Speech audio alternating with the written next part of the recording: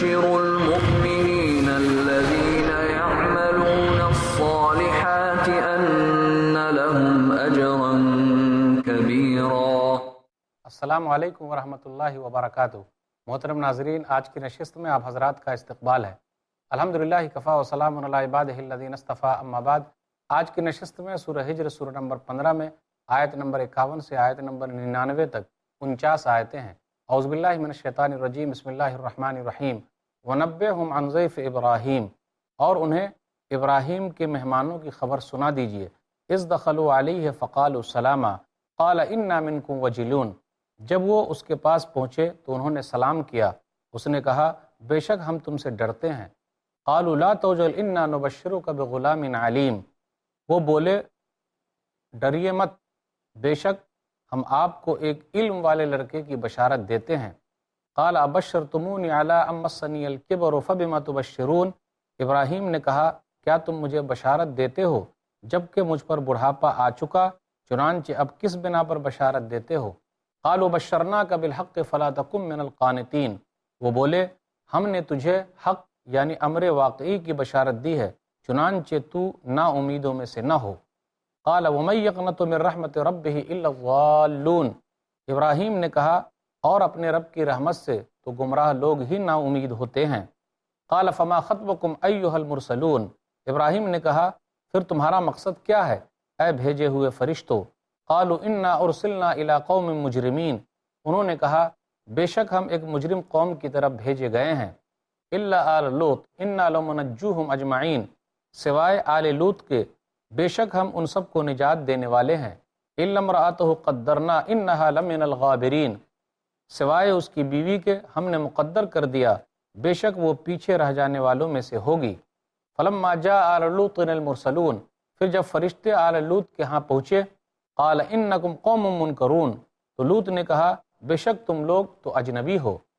قالوا بل جئناک بما كانوا فیہ یمترون، وہ بولے بلکہ ہم تیرے پاس وہ عذاب لائے ہیں جس میں یہ لوگ شک کرتے ہیں۔ وَأَتَيْنَاكَ بِالْحَقِّ وَإِنَّا لَصَادِقُونَ، اور ہم تیرے پاس حق یعنی یقینی چیز لائے ہیں اور بے شک ہم سچے ہیں۔ فَأَسْرِ بِأَهْلِكَ بِقِطْعٍ مِّنَ اللَّيْلِ وَاتَّبِعْ أَدْبَارَهُمْ وَلَا يَلْتَفِتْ مِنْكُمْ أَحَدٌ وَامْضُوا حَيْثُ تُؤْمَرُونَ، چنانچہ تو رات کے کسی حصے میں اپنے اہل و عیال کو لے کر نکل اور تو ان کے پیچھے چل، اور تم میں سے کوئی پیچھے مڑ کر نہ دیکھے، اور چلے جاؤ جہاں تمہیں حکم دیا جاتا ہے۔ وَقَضَيْنَا إِلَيْهِ ذَلِكَ الْأَمْرَ أَنَّ دَابِرَ هَٰؤُلَاءِ مَقْطُوعٌ مُصْبِحِينَ، اور ہم نے اسے اس امر کا فیصلہ سنا دیا کہ بے شک صبح ہوتے ان لوگوں کی جڑ کاٹ دی جائے گی۔ وَجَاءَ أَهْلُ الْمَدِينَةِ يَسْتَبْشِرُونَ، اور شہر سدوم والے خوشیاں مناتے ہوئے آئے۔ قَالَ إِنَّ هَٰؤُلَاءِ ضَيْفِي فَلَا تَفْضَحُونَ، لوط نے کہا بے شک یہ لوگ میرے مہمان ہیں لہٰذا تم مجھے رسوا نہ کرو۔ وَاتَّقُوا اللَّهَ وَلَا تُخْزُونِ، اور اللہ سے ڈرو اور مجھے ذلیل نہ کرو۔ قَالُوا أَوَلَمْ نَنْهَكَ عَنِ الْعَالَمِينَ، وہ بولے کیا ہم نے تجھے دنیا والوں کی حمایت سے روکا نہیں تھا؟ قَالَ هَٰؤُلَاءِ بَنَاتِي إِن كُنتُمْ فَاعِلِينَ، لوط نے کہا یہ میری قوم کی بیٹیاں ہیں، ان سے نکاح کر لو اگر تم کچھ کرنے والے ہو۔ لَعَمْرُكَ إِنَّهُمْ لَفِي سَكْرَتِهِمْ يَعْمَهُونَ، اے نبی آپ کی عمر کی قسم بے شک وہ اپنی مستی یعنی گمراہی میں بھٹک رہے تھے۔ فَأَخَذَتْهُمُ الصَّيْحَةُ مُشْرِقِينَ، پھر سورج نکلتے انہیں ایک چنگھاڑ نے آ پکڑا۔ فَجَعَلْنَا عَالِيَهَا سَافِلَهَا وَأَمْطَرْنَا عَلَيْهِمْ حِجَارَةً مِّن سِجِّيلٍ، پھر ہم نے اس بستی کے اوپر والے حصے کو اس کے نیچے والا حصہ کر دیا اور اس پر کنکریلے پتھر برسائے۔ إِنَّ فِي ذَلِكَ لَآيَاتٍ لِّلْمُتَوَسِّمِينَ، بے شک اس میں گہری نظر سے غور و فکر کرنے والوں کے لیے نشانیاں ہیں۔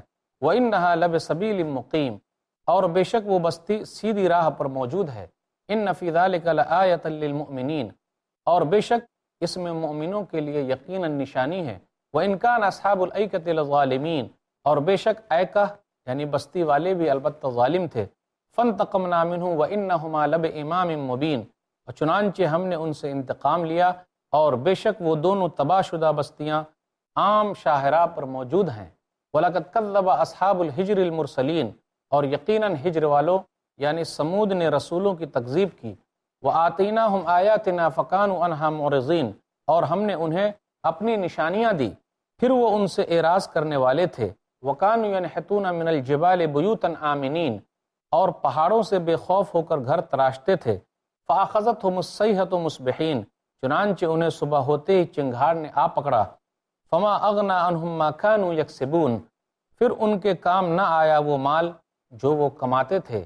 وَمَا خَلَقْنَا السَّمَاوَاتِ وَالْأَرْضَ وَمَا بَيْنَهُمَا إِلَّا بِالْحَقِّ وَإِنَّ السَّاعَةَ لَآتِيَةٌ فَاصْفَحِ الصَّفْحَ الْجَمِيلَ، اور ہم نے آسمانوں اور زمین کو اور جو کچھ ان کے مابین ہے حق ہی کے ساتھ تخلیق کیا ہے، اور یقیناً قیامت آنے والی ہے۔ تو اے نبی، آپ کافروں سے خوبصورت انداز سے درگزر کریں۔ ان ربک هو الخلاق العلیم، بے شک آپ کا رب ہی سب کو پیدا کرنے والا، خوب جاننے والا ہے۔ وَلَقَدْ آتَيْنَاكَ سَبْعًا مِّنَ الْمَثَانِي وَالْقُرْآنَ الْعَظِيمِ، بے شک ہم نے آپ کو بار بار دہرائی جانے والی 7 آیتیں اور قرآن عظیم دیا ہے۔ لا تمدن عینیک الی ما متعنا به ازواجا منہم ولا تحزن علیہم واخفض جناحک للمؤمنین، اور ہم نے مختلف قسم کے لوگوں کو جو مال و متاع دیا ہے اس کی طرف آپ اپنی دونوں نگاہیں نہ اٹھائیں اور نہ اس کی حالت پر غم کھائیں، اور اپنا شفقت بھرا بازو مومنوں کے لیے بچھائے رکھیں۔ وقل انی انا النذیر المبین، اور کہہ دیجئے بے شک میں تو صاف صاف ڈرانے والا ہوں۔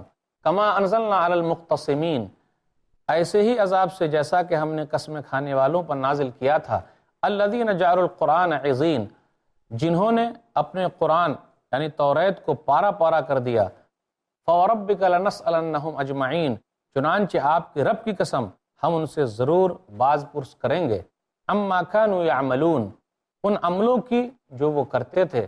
فاصدع بما تؤمر وعارض عن المشرکین، چنانچہ آپ کو جو حکم دیا جاتا ہے کھول کر سنا دیں اور مشرکوں سے بے رخی برتیں۔ انا کفیناک المستہزئین، بلا شبہ ہم مذاق اڑانے والوں کے مقابل آپ کو کافی ہیں۔ الذین یجعلون مع اللہ الہا آخر فسوف یعلمون، وہ لوگ جو اللہ کے ساتھ کسی اور کو معبود بناتے ہیں چنانچہ وہ اپنا انجام جلد جان لیں گے۔ وَلَقَدْ نَعْلَمُ أَنَّكَ يَضِيقُ صَدْرُكَ بِمَا يَقُولُونَ، اور یقیناً ہم جانتے ہیں کہ جو کچھ وہ کہتے ہیں اس سے آپ کا سینہ یعنی دل تنگ ہوتا ہے۔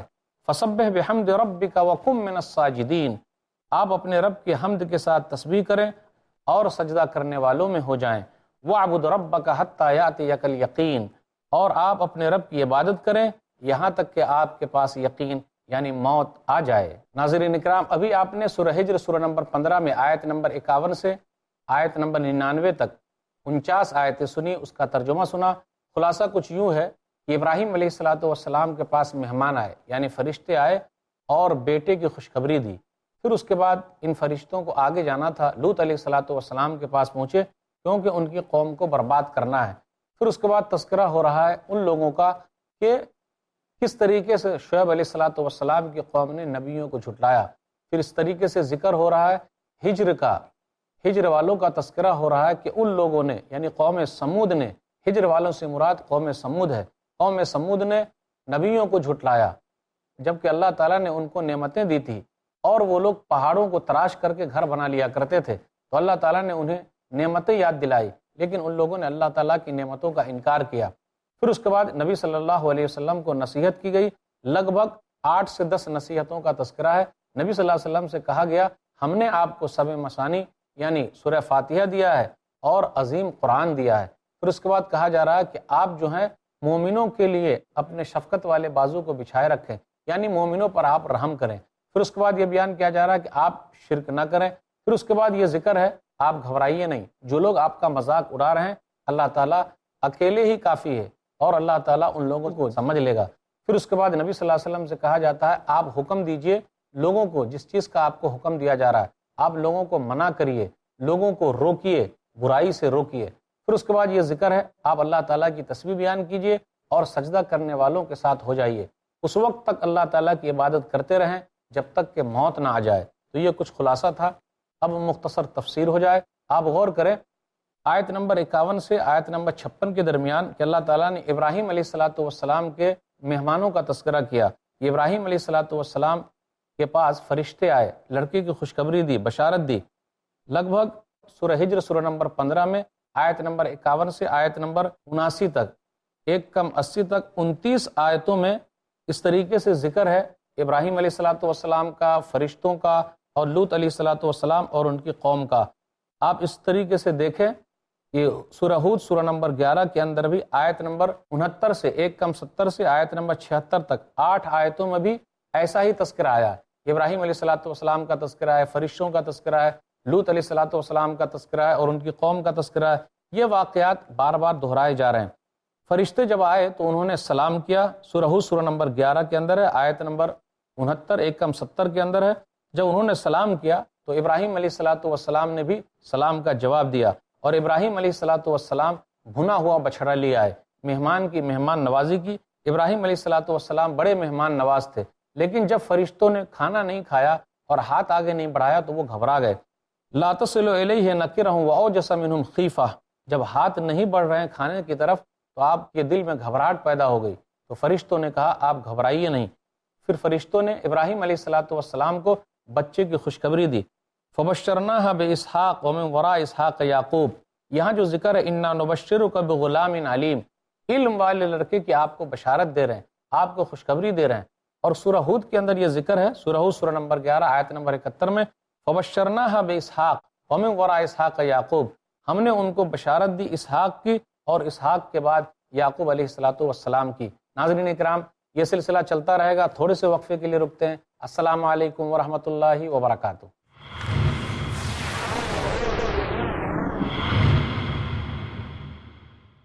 محترم ناظرین، وقفے کے بعد دوبارہ ہم آپ کی خدمت میں حاضر ہیں۔ السلام علیکم ورحمۃ اللہ وبرکاتہ۔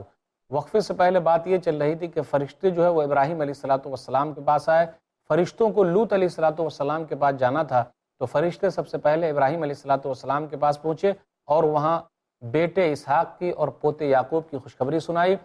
پھر اس کے بعد ابراہیم علیہ السلام نے یہ کہا کہ میں تو بوڑھا ہو چکا ہوں، یہ چیز کیسے ہو سکتی ہے؟ تو فرشتوں نے کہا قالوا بشرناک بالحق فلا تکن من القانتین، سورہ ہجر سورہ نمبر 15 آیت نمبر 55، کہ ہم نے آپ کو حق کے ساتھ بشارت دی ہے اور آپ نا امیدوں میں سے نہ ہو جائیں۔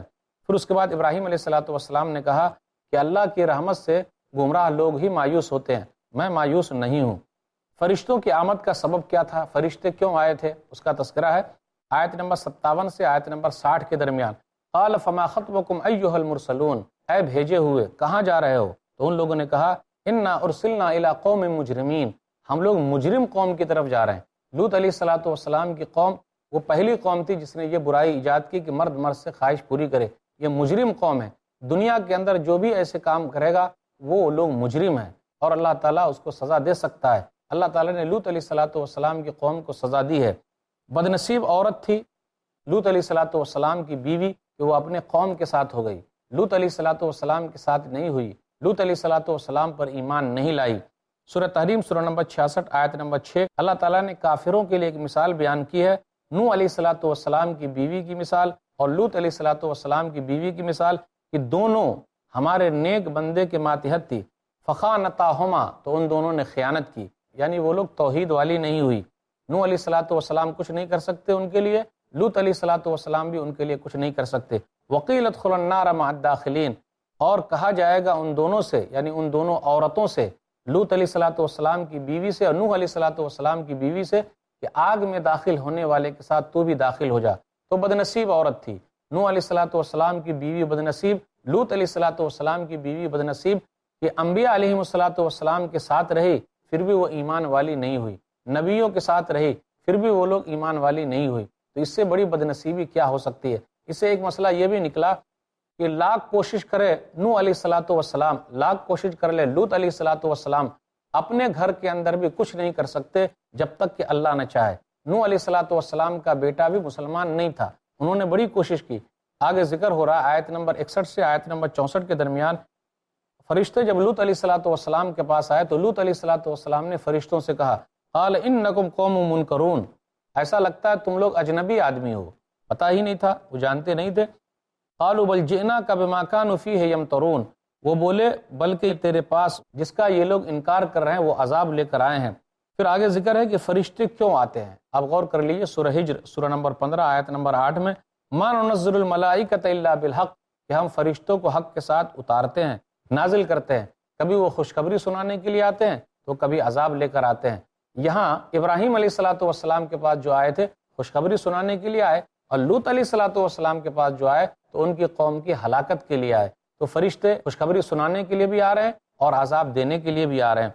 پھر آگے ذکر ہے آیت نمبر 67 سے آیت نمبر 72 کے درمیان، اہل شہر یعنی شہر والے فرشتے کو نوجوان سمجھ کر ان کے پاس آ گئے۔ یہ نوجوان کی شکل میں آئے تھے تو آ کر کہا، خوش ہو گئے کہ جی خوشیاں منانے لگے کہ ہمیں یہ دے دو۔ قال ان هؤلاء ضیفی فلا تفضحون، تو لوط علیہ السلام نے کہا یہ ہمارے مہمان ہیں، تم لوگ مجھے رسوا نہ کرو۔ پھر اس کے بعد کہا هؤلاء بناتی ان کنتم فاعلین، کہا یہ تو ہماری بیٹیاں ہیں، یعنی قوم کی بیٹیاں ہماری بیٹیاں ہیں، تم نکاح کرنا چاہتے ہو ان سے نکاح کرو اور ان سے فائدہ اٹھاؤ۔ پھر اسی طریقے سے سورہ نمبر 11 میں آیت نمبر 79 اور 80 میں ہے، قالوا لقد علمت ما لنا فی بناتک من حق وانک لتعلم ما نريد قال لو ان لی بکم قوۃ او آوی الی رکن شدید۔ ان لوگوں نے کہا آپ کو معلوم ہے کہ ہمیں آپ کی بیٹیوں میں کوئی دلچسپی نہیں ہے اور آپ جانتے ہیں جو ہم لوگ چاہ رہے ہیں، تو کہا کاش کہ میرے پاس قوت ہوتی یا مجھے کوئی مضبوط سہارا مل گیا ہوتا۔ تو لوط علیہ السلام نے اپنی قوم کو سمجھایا لیکن قوم نہیں مانی۔ بالآخر کیا ہوا؟ عذاب آیا اور تمام کے تمام ہلاک ہو گئے، برباد ہو گئے۔ فرشتوں نے پوری بستی کو اٹھایا اور اوپر لے جا کے پٹک دیا اور اوپر سے پتھر کی بارش بھی ہوئی اور تمام کے تمام ہلاک ہو گئے، برباد ہو گئے۔ اللہ تعالیٰ نے اس واقعے کو بیان کرتے ہوئے بیچ میں نبی صلی اللہ علیہ وسلم کے عمر کی قسم کھائی ہے، لعمرک انہم لفی سکرتہم یامہون، آپ کی عمر کی قسم، بے شک وہ لوگ نشے میں مدہوش ہیں، وہ لوگ اپنی مستی میں مدہوش ہیں، وہ لوگ سمجھ ہی نہیں پا رہے ہیں۔ تو نبی صلی اللہ علیہ وسلم کا مقام و مرتبہ اتنا اونچا ہے کہ اللہ تعالیٰ نے نبی صلی اللہ علیہ وسلم کے عمر کی قسم کھائی ہے۔ پھر آگے ذکر ہے آیت نمبر 73 سے 79 کے درمیان کہ لوط علیہ السلام کی قوم ہلاک ہوئی، برباد ہوئی۔ فَأَخَذَتْهُمُ الصَّيْحَةُ مُشْرِقِينَ، سورج نکلتے ہوئے، جس وقت سورج نکل رہا تھا صبح ہی اس قوم کو برباد کر دیا گیا، ہلاک کر دیا گیا۔ تو جو لوگ بھی برے کام کریں گے اللہ تعالیٰ ان کو پکڑ لے گا، اور اللہ تعالیٰ اچانک پکڑتا ہے۔ کتنے لوگ سوئے ہوئے ہیں اپنے گھروں میں، کیسے اللہ تعالیٰ پکڑ لیتا ہے، لوگوں کو مہلت بھی نہیں ملتی کہ لوگ بھاگ سکیں۔ اس لیے لوگوں کو برائیوں سے ڈرنا چاہیے۔ جو لوگ برائی کرتے ہیں اور ان جیسی برائیوں میں مبتلا ہوتے ہیں، لوط علیہ السلام کی قوم کی برائی میں مبتلا ہوتے ہیں، تو کبھی بھی اللہ کا عذاب آ سکتا ہے، اس لیے ان لوگوں کو ڈرنا چاہیے۔ نبی صلی اللہ علیہ وسلم نے منع فرمایا کہ جو لوگ ایسے کام کر رہے ہیں ان کو قتل کر ڈالو۔ سنن نبی داؤد کتاب الحدود کتاب نمبر 37 حدیث نمبر 4462، ابن عباس رضی اللہ تعالیٰ عنہ کہتے ہیں کہ رسول اللہ صلی اللہ علیہ وسلم نے فرمایا، من وجدتموہ یعمل عمل قوم لوط فاقتلوا الفاعل والمفعول بہ۔ رسول اللہ صلی اللہ علیہ وسلم نے فرمایا اگر تم لوگ پاؤ کہ کوئی قوم لوط علیہ السلام کی قوم کی طرح برائی کر رہی ہے تو کرنے والے کو اور جس کے ساتھ کیا جا رہا دونوں کو قتل کر ڈالو۔ آگے ذکر ہے وَإِنَّهَا لَبِسَبِيلٍ مُقِيمٍ، کہ بے شک وہ سیدھے راستے پر ہے، یعنی وہ عام گزرگاہ پر ان لوگوں کا شہر ہے۔ مدینہ سے شام جاتے ہوئے راستے میں یہ بستی پڑتی ہے، اس کا تذکرہ ہوا۔ پھر آگے ہے آیت نمبر 78 سے آیت نمبر 79 کے درمیان قوم شعیب علیہ السلام کی ہلاکت کا تذکرہ ہے۔ آئکہ کے رہنے والے سے مراد شعیب علیہ السلام کی قوم ہے، یعنی گھنے درخت کے رہنے والے۔ شرک کرتے تھے، ناپ تول میں کمی کرتے تھے، تو اللہ تعالیٰ نے چنگھاڑ کے ذریعے، زلزلے کے ذریعے اور اس کے بعد عذاب کے ذریعے اللہ تعالیٰ نے شعیب علیہ السلام کی قوم کو برباد کر دیا۔ تو جو بھی ناپ تول میں کمی کرے گا اللہ تعالیٰ ان کو برباد کر سکتا ہے۔ شعیب علیہ السلام کی قوم کو اللہ نے برباد کیا ہے۔ ان کا علاقہ جو تھا، یہ لوگ لوط علیہ السلام کی قوم کے قریب تھے۔ علاقہ حجاز اور شام کے درمیان ہے، لوط علیہ السلام کی بستی سے لوگ قریب تھے۔ پھر آگے تذکرہ ہے آیت نمبر 80 سے آیت نمبر 84 کے درمیان۔ آیت نمبر 80 میں ہے وَلَقَدْ كَذَّبَ أَصْحَابُ الْحِجْرِ الْمُرْسَلِينَ، اور تحقیق کے جھٹلایا ہجر والوں نے رسولوں کو جھٹلایا۔ اسی آیت کی وجہ سے اس سورہ کا نام سورہ ہجر ہے۔ ہجر سے مراد قوم سمود ہے۔ اللہ تعالیٰ نے ان کو بہت ہنر دیا تھا، پہاڑ کو یہ لوگ تراشتے تھے اور بہترین گھر بنا لیتے تھے، تو نبیوں کو جھٹلایا، رسولوں کو جھٹلایا، جبکہ ان لوگوں نے ایک ہی رسول کو جھٹلایا، صالح علیہ السلام کو جھٹلایا۔ تو رسولوں کا نام کیوں آیا، جمع کا صیغہ کیوں استعمال ہوا؟ تو گویا کہ ایک رسول کو جھٹلانا تمام رسولوں کو جھٹلانا ہے، اسی لیے جمع کا صیغہ استعمال ہوا ہے۔ پھر آگے ذکر ہے آیت نمبر 85 اور 86 کے درمیان کہ اللہ تعالیٰ نے دنیا کو جو پیدا کیا ہے ایک مصلحت کے تحت پیدا کیا ہے، کوئی بھی چیز اللہ نے بیکار نہیں بنائی ہے۔ سورہ 7 سورہ نمبر 38 آیت نمبر 27، وَمَا خَلَقْنَا السَّمَاءَ وَالْأَرْضَ وَمَا بَيْنَهُمَا بَاطِلًا، کہ ہم نے آسمان و زمین کو پیدا کیا اور ان دونوں کے درمیان جتنی بھی چیزیں ہیں سب کو پیدا کیا، بیکار نہیں بنایا ہے۔ پھر اسی طریقے سے آیت نمبر 87 سے آیت نمبر 99 کے درمیان ہے قرآن کریم اللہ تعالیٰ کا بہت بڑا انعام ہے، اور لگ بھگ نبی صلی اللہ علیہ وسلم کو 10 نصیحتیں کی جا رہی ہے۔ وَلَقَدْ آتَيْنَاكَ سَبْعًا مِنَ الْمَثَانِي وَالْقُرْآنِ الْعَظِيمِ، بار بار دہرائی جانے والی 7 آیتیں اور قرآن عظیم ہم نے آپ کو دیا ہے۔ رسول اللہ صلی اللہ علیہ وسلم کو نصیحت کی جا رہی ہے، فَاصْفَحِ الصَّفْحَ الْجَمِيلَ، تو آپ اچھے طریقے سے درگزر کریں۔ ایک نصیحت نمبر 2، لَا تَمُدَّنَّ عَيْنَيْكَ إِلَىٰ مَا مَتَّعْنَا بِهِ أَزْوَاجًا مِّنْهُمْ، ہم نے جن لوگوں کو مال دیا ہے آپ اپنی نگاہیں ان کی طرف نہ لے جائیں۔ نصیحت نمبر 3، وَلَا تَحْزَنْ عَلَيْهِمْ، اور آپ ان کی حالت پر غم نہ کریں۔ وَاخْفِضْ جَنَاحَكَ لِلْمُؤْمِنِينَ، اور اپنے بازو کو مومنوں کے لیے بچھائے رکھے، یہ نصیحت نمبر 4 ہے۔ نصیحت نمبر 5، وَقُلْ إِنِّي أَنَا النَّذِيرُ الْمُبِينُ، آپ کہہ دیجئے میں تو صاف صاف ڈرانے والا ہوں۔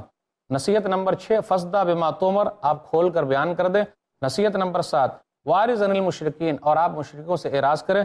نصیحت نمبر 8، فَسَبِّحْ بِحَمْدِ رَبِّكَ، آپ اپنے رب کی تسبیح بیان کیجئے۔ نصیحت نمبر 9، وَقُم مِّنَ الساجدین، اور آپ سجدہ کرنے والوں کے ساتھ ہو جائیے۔ اور آخری نصیحت، 10ویں نصیحت، وَاعْبُدْ رَبَّكَ حَتَّىٰ يَأْتِيَكَ الْيَقِينُ، اور آپ اپنے رب کی عبادت کیجئے یہاں تک کہ موت آ جائے۔ تو یہاں یقین سے مراد وہ نہیں ہے جو کچھ لوگ کہتے ہیں کہ جب یقین ہو جائے تو عبادت چھوڑ دینے کا، نہیں، یقین سے مراد موت ہے۔ جب تک موت نہ آ جائے آپ اللہ تعالیٰ کی عبادت کرتے رہیں۔ اس بیچ میں ایک آیت آئی ہے سورہ ہجر سورہ نمبر 15 آیت نمبر 95، اِنَّا كَفَيْنَاكَ الْمُسْتَهْزِئِينَ، جو لوگ آپ کا مذاق اڑاتے ہیں ہم آپ کے مقابلے میں ان کے لیے کافی ہیں، ہم دیکھ لیں گے۔ اور اللہ تعالیٰ نے دیکھ لیا ہے، اور اللہ تعالیٰ نے ان لوگوں کو سزا دی ہے جو لوگ نبی صلی اللہ علیہ وسلم کا مذاق اڑاتے تھے۔ ایک مثال دینا چاہتا ہوں، دلائل النبوہ بیہقی جلد نمبر 2 صفحہ نمبر 338، ایک واقعہ ہے، ابو لہب کے بیٹے لہب نے نبی صلی اللہ علیہ وسلم کی شان میں گستاخی کی، نبی صلی اللہ علیہ وسلم کا مذاق اڑایا، تو نبی صلی اللہ علیہ وسلم نے فرمایا اللہم سلط علیہ کلبک، اے اللہ تو اپنا کتا اس کے اوپر مسلط کر دے۔